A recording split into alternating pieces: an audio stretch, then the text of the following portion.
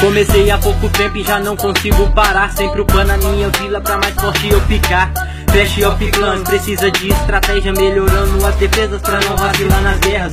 A cada ataque eu treino uma nova técnica. Pode ser o CV que for, que aqui nós não amarela. Venha com sua tropa, mas espere só derrota. Aqui no meu histórico, mano, é só vitória. Atacar a minha vila, mas aí eu nem ligo. Só sei que ele é louco de querer tentar comigo. Quando tá com suas tropas já tomou aquele dano. Nem chegou na metade, só deu as tropas voando. Nem 10% de dano, aqui troféu tô sobrando.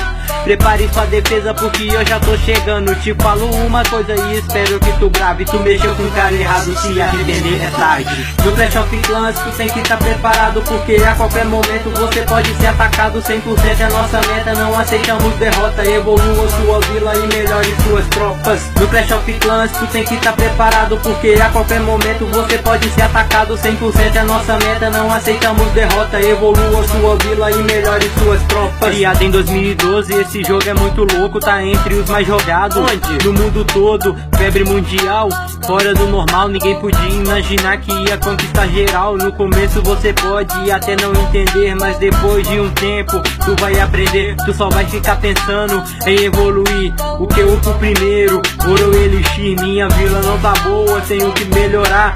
É meu amigo, assim que tu vai ficar. Conforme seu progresso em uma liga vai entrar. Se sair vitorioso um bônus tu vai ganhar. Evoluindo sua liga, a recompensa vai aumentar.